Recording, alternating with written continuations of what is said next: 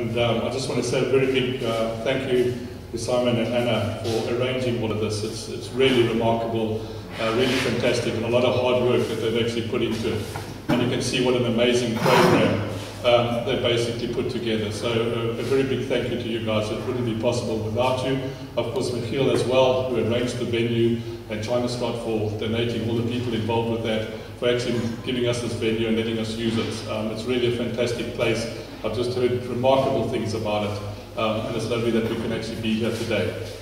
And of course to all the sponsors and everybody that got involved in donating all the fantastic products. So please do take advantage of it. There's some fantastic things out there, some great auctions and things going on there, and some lovely vegan products to try if you haven't had an opportunity to try them at all.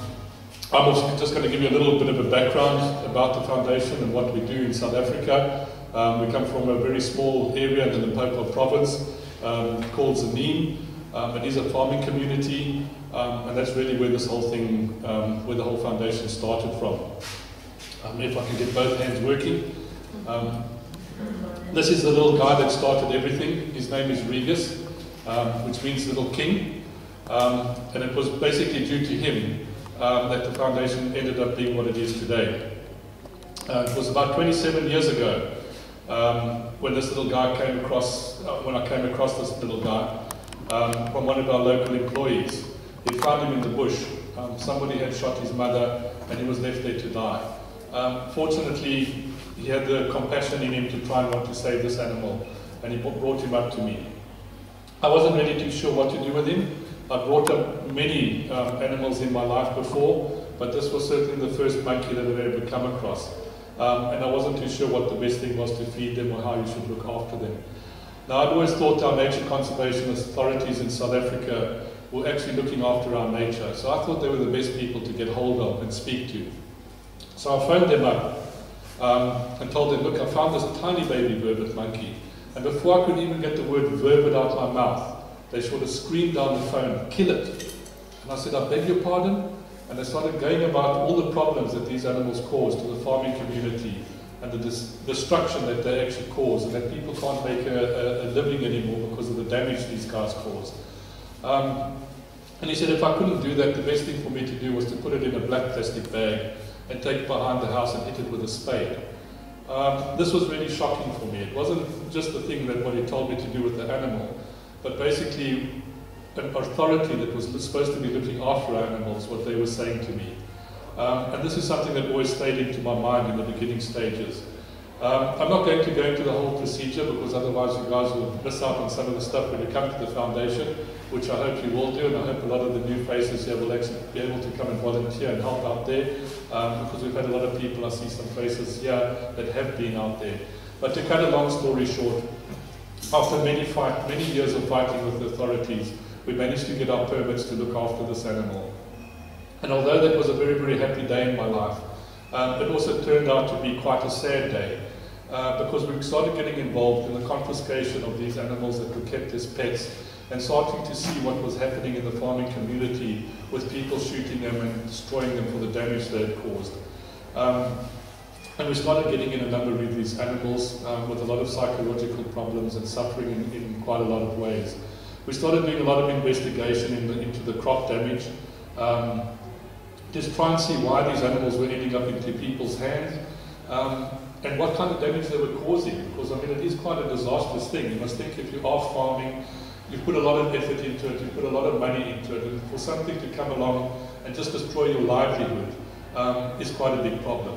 So we went into these things to try and study it and to try and find out why.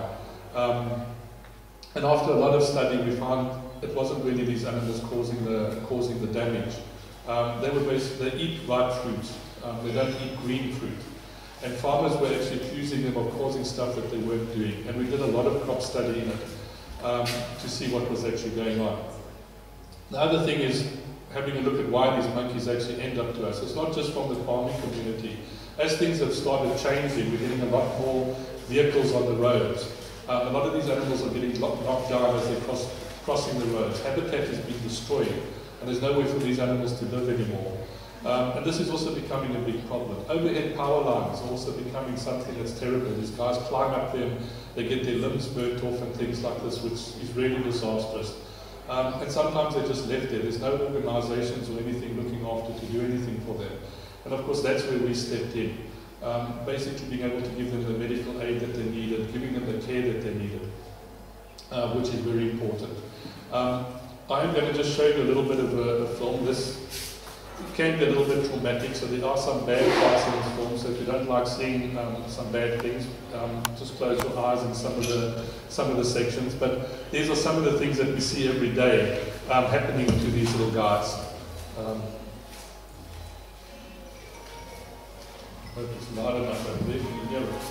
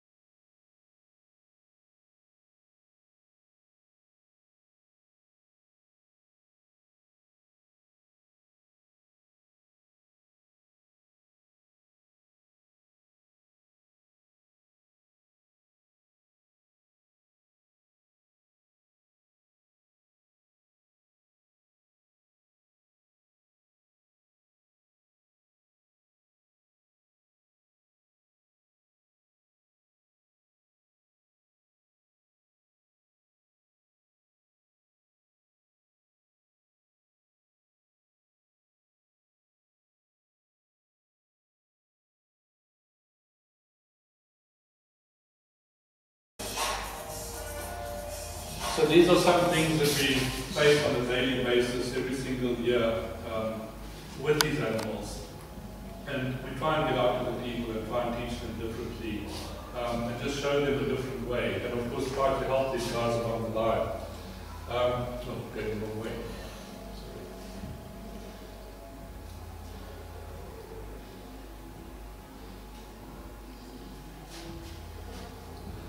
And slowly over the time, this is how really the foundation has evolved. This is what the sanctuary looks like at the moment. We sit on about a 25-hectare piece of land, and we currently got 15 open enclosures. Stro was the first one that you see on the side there, that all in the red enclosures. We've got 3 sections. The numbers you see there are really the amount of animals that we've got in each one of the enclosures.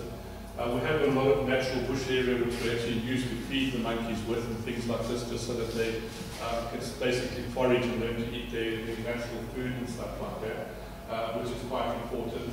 You can see the little volunteer village where a lot of the volunteers staying in the bottom there in between the H&B and Skunky enclosure. And on top there's our famous cottage where all our famous vegan meals and things like this get made that the volunteers really enjoy. And I think some of them have really made a name for themselves. I'm sure people come back just for the food because it tastes good, which is quite fantastic.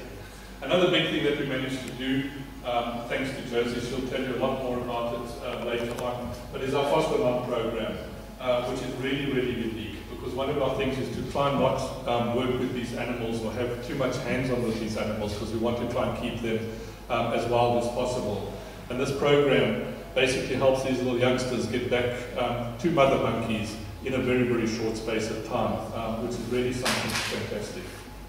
We also try to have a more of a hands-off approach to integrations, which we've been developing with. So it's not something that people are working with the animals all the time. We try and get these animals with their own kind as soon as possible, which is very important. And this is one of the reasons we need so many volunteers to come through and work with us, is to help us with these integrations and try and get these guys back to where they should be. Education, of course, is a very important thing. After you've seen what has been going on there, the only way to really do this kind of stuff is get out to the schools, get to the school children, let them know what's going on. So we do have educational programs, and we try and visit schools, speak to the kids, try and get some of the children to come around to our place and see the work that we're doing on what we're actually doing there. Of course, it doesn't cut out the farming community. We do have to visit the farmers, we do have to visit the communities and start teaching them about these animals. There are some communities in South Africa that still believe in witchcraft and believe that monkeys coming to your community, it is either witches centered or you actually a witch, and these monkeys get stoned, and sometimes the people actually get stoned to death because of these monkeys. So a lot of it is just teaching them that they're normal animals, they can't cause the kind of destruction that people think they can. Then of course volunteers. You know, we couldn't do this without you people. When I first got started initially, I didn't know there were so many great people out in the world, and it's so terrific. It's really with the help of people just like yourselves, coming out there, prepared to sacrifice a little bit of time, getting involved, wanting to do something and wanting to make a difference. And the difference is what you see there today. A place that's looking after over 570 animals. We basically care for every year between 30 and 40 little orphans that come through, and basically get them back to mothers, as well as getting out to the public and let them know what's really going on. The only other problem that we have with volunteering is to find out if places are legitimate.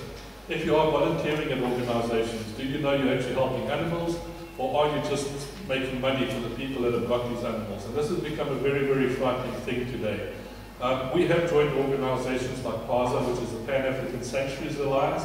This is a group of African sanctuaries that have sort of come together to set standards for looking after animals, particularly primates in South Africa, and basically to share knowledge and information so that we can help each other look after these animals. We also then joined another organization called GFAS, or the Global Federation of Animal Sanctuaries. This is an American organization that's got very, very high standards. Basically, we got accredited by them because there is no organization in South Africa that has got any standards that people can work towards. And we just felt this was the right way to go so that people can see that we are doing this for the right thing in the end of the day. So please, if you are volunteering, try and do a little bit more research into the programs that you're getting involved in, because there are a lot of people out there taking advantage of these animals. Going forward, one of our biggest dreams is the Vervet Forest. It is one of our visions. It's also one of the reasons for this event, to try and get people to help us do something. I took a promise on 27 years ago with the first monkey, promising him that he'd basically live back out in the wild, and basically all the monkeys that I'm looking after. And the Vervet Forest is this basic vision. This is what we're working towards This is what we're trying to do, to give them a place to basically live free again. Josie will fill you in a lot more about what we're doing a little bit in her presentation. Also, another big thing is to do crop research. Although we've investigated a lot of crop damage that farmers have been claiming and not really finding any real evidence of it, there is no scientific proof. And so what we're trying to do is get some universities, or we have got universities involved, where they're actually now going to write papers on this, so that we can really bring it out and show it to the community, so that they stop misaccusing these animals for causing the damage that they supposedly do. So that is a very big thing. Josie's going to come up here now. She's going to go and tell you a little bit more about our vision and what's going on. Thank you for listening to my part of the presentation. I feel like you enjoyed it and it was informative.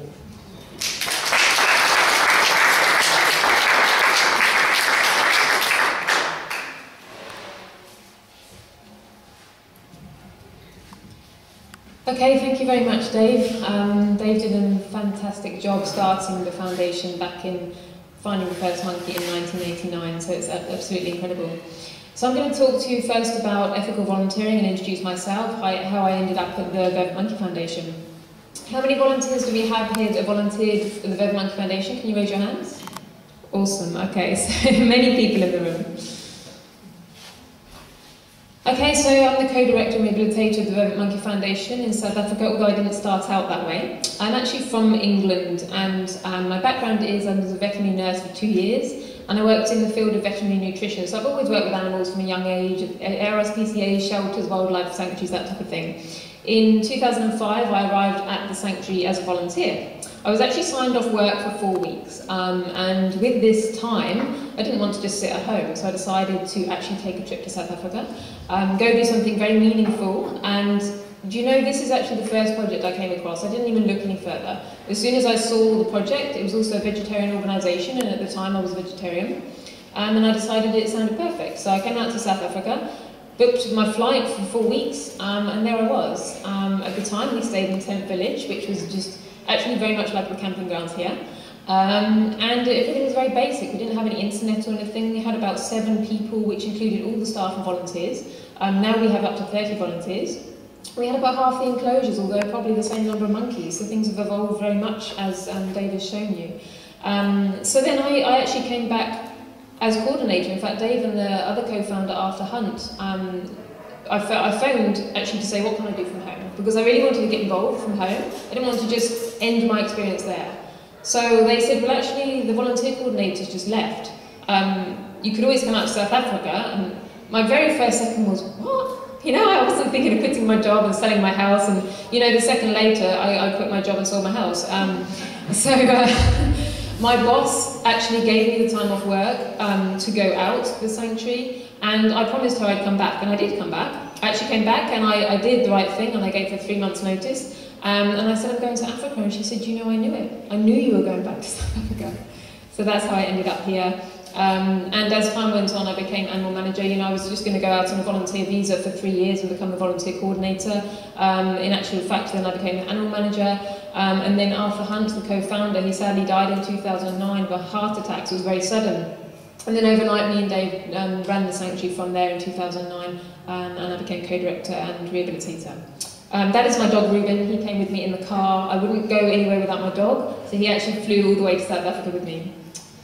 And the newspaper article there, it was the best month of my life, but now I have the best month of my life every day. So at the time, that's why I wrote the article. Okay, at the Vervet Monkey Foundation, I want to talk a bit about our values. We do believe in ethical volunteering, as Dave mentioned. There are some places, many places in South Africa actually, that are involved in canned lion hunting. And one of the things we do is go on the Global March for Lions every year. So we don't just get involved with monkeys, although that is the species we care for. We do actually go to the Global March for Lions. We do try and encourage people not to handle and pet lion cubs, and there's a lot of industries out there. In South Africa, there's a lot of things called wildlife economy. So basically, it's trying to make money out of wildlife. So we've got to be also careful with the word conservation when we use it in South Africa. So with that ethical volunteering, we also, being a vegetarian organisation previously, what we now do is we actually live a fully vegan lifestyle. How many vegans or vegetarians in the room? Can you raise your hands? I know. Okay. Great. Okay, so for those of you who don't know, vegan is a plant-based, 100% plant-based foods that you eat, so you don't eat any animal products at all. When we made this change, we were actually concerned that people wouldn't come, you know, that volunteers would be like, oh, we can't live without cheese, you know. But when we changed, we found an increase in our volunteers because people were actually looking for ethical sanctuaries, and they wanted their money to go towards helping animals in every way, not just the monkeys, but other animals as well. And the reason we do promote a vegan lifestyle is obviously not just the animal cruelty, that's the biggest thing for us, but also because we're trying to protect the monkey habitat. And if we're destroying the forests, cattle farming is one of the biggest causes of deforestation. So we need to look after the monkey's habitat. So we went as ethical as we could, basically, and we're always moving in that direction. Compassion and kindness, of course, is one of our values. That's what we do. The little picture of the lamb at the top is Baz. His name's Basil. And I'll tell you his story. Myself and Dave were in town. We were driving back at night from visiting a friend, and there was this small white thing in the middle of the road, and he was just running up and down crying, and he was very, very skinny, and he was just in a terrible state. So naturally, Dave stopped the car because he was going to get run over. I scooped him up. I didn't even know what he was at that point. I didn't know if it was a dog or goat or a sheep or anything. Just this white blob, you know, just running around. So I picked him up, kind of looked at him, see what he was. He was freezing cold, so the first thing you do is try to keep him warm. We took him back to the sanctuary. Didn't expect to see him the next morning, actually, because he was in such poor condition. But he did survive, and I don't have a picture of him now, but he's very large. He's about this big. He's bigger than both of our dogs. We have like a German Shepherd called Timmy, and he's actually much bigger than him. And they play together. So we have Basil. It's just an example. Our compassion and kindness tries to extend to all animals. So he runs free. He hasn't got any fences or anything, and he eats everything, so including plastic. So that's Basil. He was just an example of compassion and kindness. We have at the foundation, we now, thankfully, due to people fundraising for solar power, we now have solar power at the foundation, and this sustains all of the sickbay area, the surgery, all the electric fences, which means we have a lot of power outages in South Africa, so now obviously this prevents escapes and keeps the monkeys contained safely. And also saves funds, and it's environmentally friendly, so we're always moving in that direction. As Dave mentioned, we have a hands-off approach, except for when needed, because we do have some ex-pet monkeys that come in. So sometimes monkeys will come in and they're like 4 years old. And basically these monkeys need a lot of attention, and they do need the human contact before we can wean them off the humans. So we do have long-term volunteers sometimes spending time with them before they're ready to actually go to the next stage of meeting monkeys. They have a lot of social skills to learn. Individual care is something we work towards. Individual care is very important to us as a sanctuary. We have some geriatric monkeys, for example. We don't just put them to sleep when they're geriatric, we do look after them until their end days unless they're suffering greatly.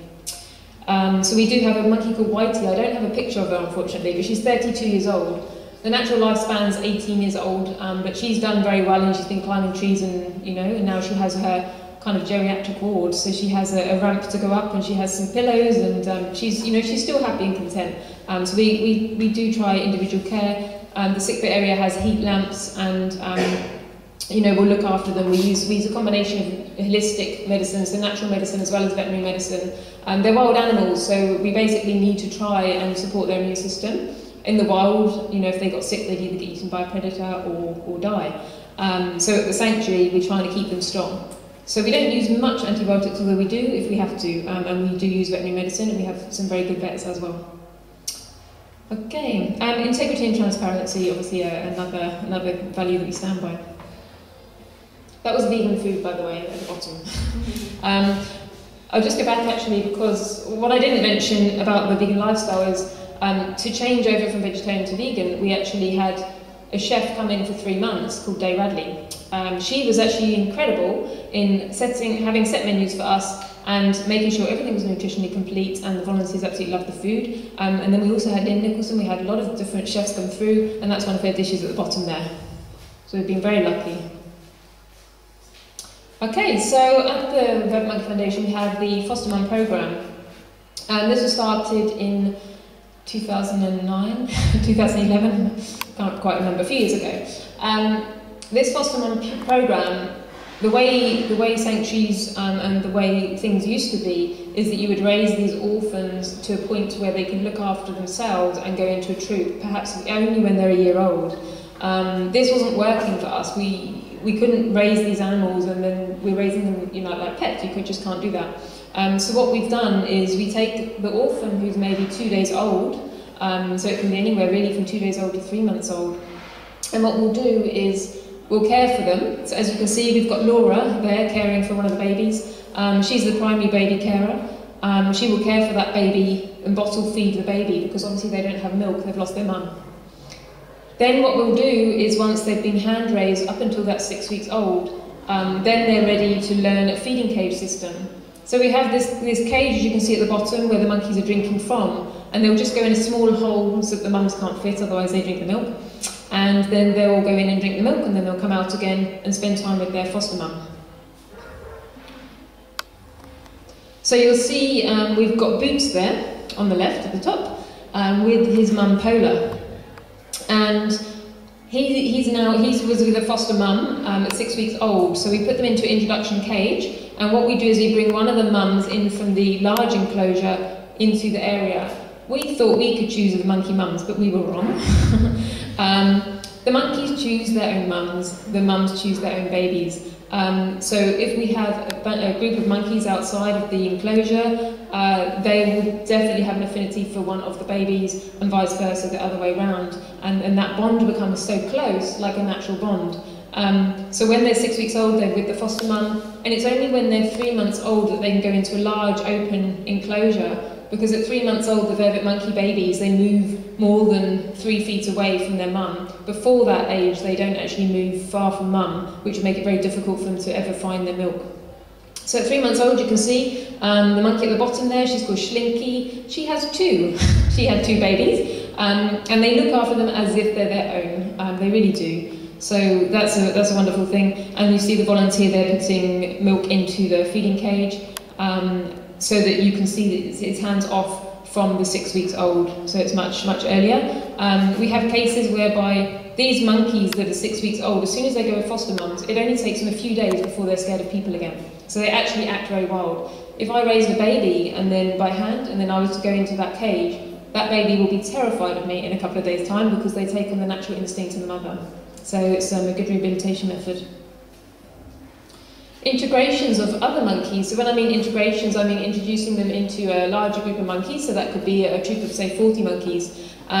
We have a hands-off approach to this as well. So we introduce one monkey at a time to each other, and then what we'll do is observe interactions, if there's aggression, if they're grooming, and so on. And if you're there for the volunteer stories, Mark, as our integration staff over there, is going to give you a bit of a talk about what he does as well.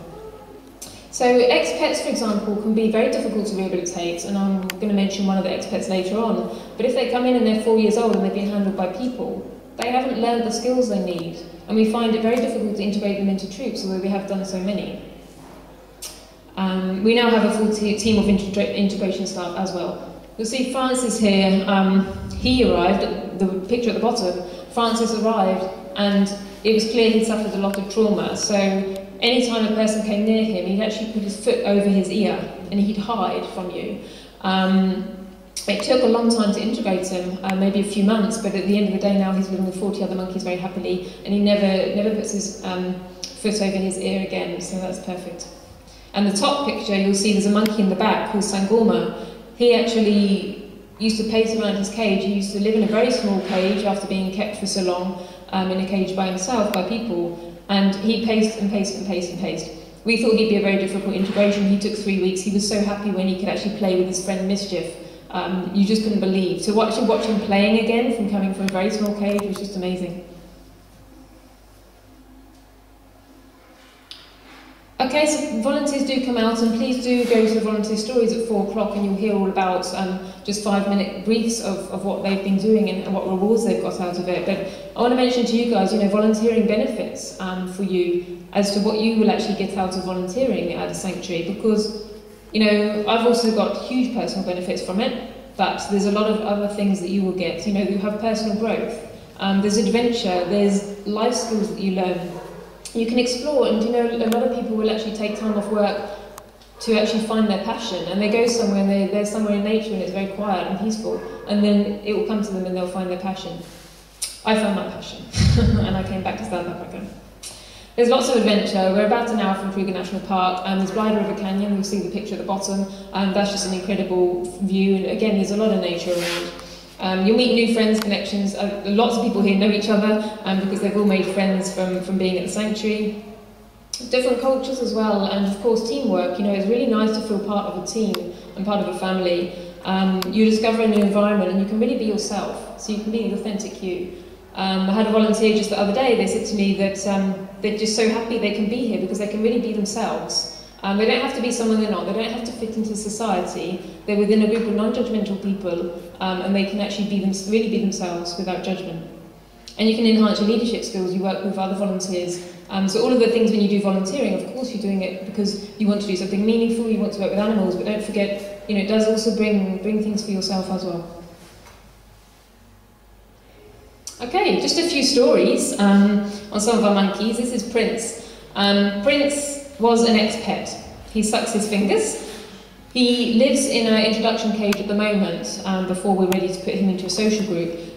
He was kept as a pet till he was an adult, so he's one of our difficult cases to integrate. But the happy ending for him is he's now found a friend she's called Princess. So we thought they would be the perfect match. And she was called Princess before we put her with him, and we decided Prince and Princess, they just have to live together. So he doesn't have a happy ending, but we would like him to go into social group, but it's just an example. It's going to take him a long time to learn those social skills. Aisha. Where's Laura? Laura's at the back there. She's a volunteer. Aisha arrived as an orphan this year. She's a very, very sad story. She was found alone in the toilets of a game reserve, and she must have been there for many days without her troop. We don't know why she was there or what happened, but she was basically separated from her troop. She arrived, she was extremely thin, she was absolutely depressed. She wouldn't drink. It was to actually feed her, we had to wrap her up, and as Laura knows, we did a lot of caring for Aisha. We had to wrap her up like a burrito, we say, because we had to actually get the milk into her some way. The only way we found we could get the milk into her and her to suck willingly was actually to give her love. She needed that love. It was so special to her. We actually used to stroke the top of her nose and just make her feel loved. And you know what? That's the only way she would drink. If somebody else came along and they just forced the bottle in, and she wouldn't drink. But if you actually cared for her and you groomed her and you made her, you know, feel that bond, then she started drinking. But it was a long time. It was a few months. The happy ending for her story is she's now, after all that time, she's now living with a foster mum, and she is so happy in one of the troops. So it's a very happy ending for her. Thank you, Laura, and everybody else who cared for her. This was a sad case. This was just a few weeks ago, actually. Myself and Dave had a call to go out into Zanin because there was a monkey that wasn't moving on the ground. We went there, and it was the neighbour who phoned us. And we found this monkey looking like this, basically. He'd been shot by a pellet gun. Now, it was a weekend, and the neighbour actually said to us, the teenagers are just shooting all day, you know, they're not doing anything actually but shooting at things all day. So we do know who was responsible, which household, although it's very difficult to prosecute because you actually need to catch them in the act. So the SPCA were informed. The sad thing about this case is that pellet went into the monkey's eye, and it went so far into the brain that the left side couldn't move very well. And sadly, they actually x-rayed this monkey, and sadly he had to be put to sleep at the vets.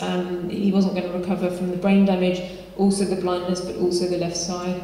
So he was a wild monkey, which is a very sad case. Mugglewump. Has anybody heard of the name Mugglewump, where he came from? It was a name in a famous storybook, I believe. Mugglewump, again, he was another monkey that was shot. He was a juvenile. This was, again, a recent story. He was shot. We were very surprised that he survived, and he did survive. He had a pellet that went, again, through the eye, but it actually managed to just graze the eye and just go to the back of the head. And he had one that looked like it went through its abdomen, but actually ended up at the hip. We took him to the vets. He managed to remove the pellets. And then what we were planning on doing with him was releasing him back with this troop, but checking out the area first to make sure that there wasn't more shooting going on. So when myself and Dave drove around the area, we were looking, you know, if we were talking to people and so on and finding out what was going on. We can only release monkeys back into the wild if we know the troop location and the time of day that they were found. Monkeys have a very set territory and they basically move around depending on their food sources. So Mugglewump, we tried to release him, unsuccessfully actually. Usually we're very successful with direct releases, but in this particular case, as you can see down the bottom, there's hardly any food. It may look like trees, but this isn't vegetation, this is monoculture crops, and also eucalyptus trees. And the monkeys just can't live there. So when we look out and we see all these beautiful forests, they're actually crops or for wood and paper and that type of thing.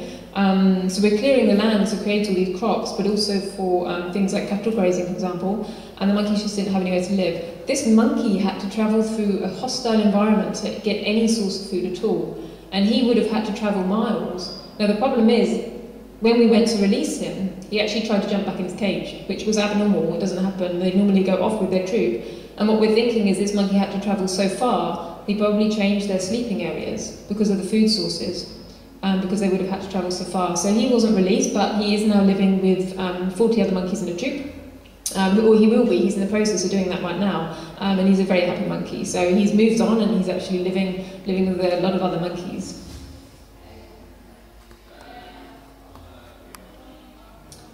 Does anyone have any questions about that so far before we move on to the Vervet Forest?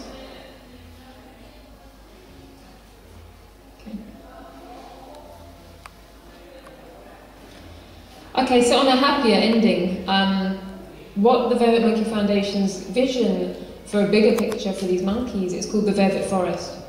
And the Vervet Forest, we want to create a 300 to 500 hectare protected area within South Africa, and we want it to be a home for the monkeys that we've rehabilitated. But not only that, it's going to be a protected area for other indigenous wildlife as well. We want it to be thriving, we want it to be a whole thriving ecosystem for them. We want it to have other animals involved. We also want to have a small section area. It's not going to be open to the public, the Vervet Forest, but there is going to be a conference centre just on the side of the Vervet Forest where we can educate people. We would like people to come from all over the world and just, you know, see the work that's being done, but not only that, to prevent human-wildlife conflict. And also somewhere we can educate people. We can run primate veterinary courses as well, we can run primate courses, but also to teach about ethical living and different lifestyles that you can actually, the more we can help the environment, the more we can help habitat loss, the more we can help all of these animals that live within the forest. So that is our next big mission. And to do this, we actually had a volunteer give us a proposal called Kyle Salazar. He was actually here with us in, I believe, 2007, I could be wrong. He wrote us a proposal saying that he's a film director now in Los Angeles, and he decided that he would like to do something more meaningful, and therefore he made us this massive proposal and said he would like to do this movie called The Vervet Forest. He knew how much work we put into the Vervet Forest, but we weren't just raising enough funds for this land. So I'm going to show you the Vervet Forest movie trailer. It's going to be out in January 2017, and we're hoping that it helps us spread awareness about what's happening to the monkeys in South Africa.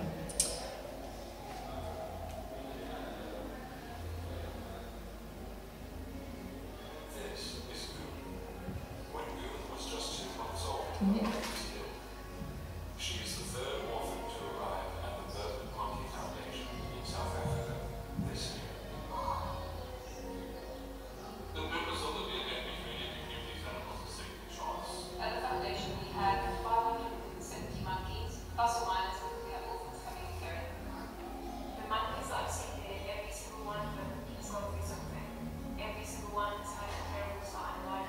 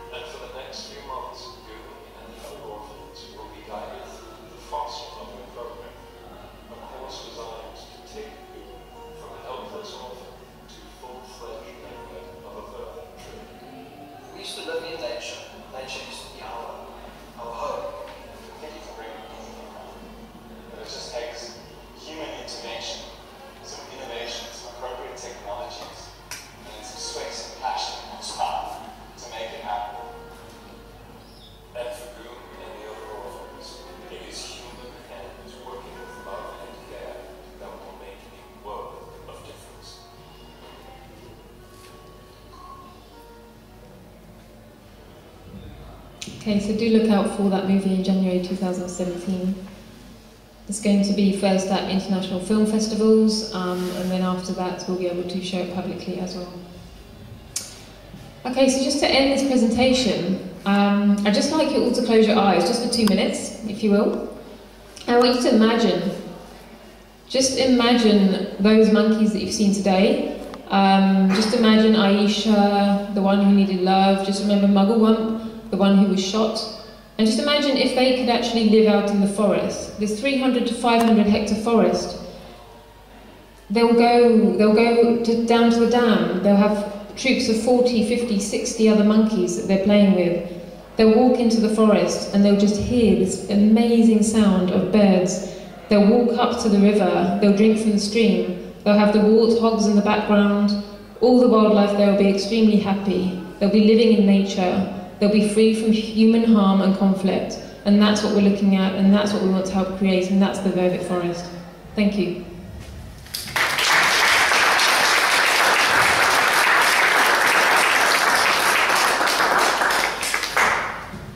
Any questions? Okay, thank you very much for listening. Please do enjoy the sun whilst it's still here.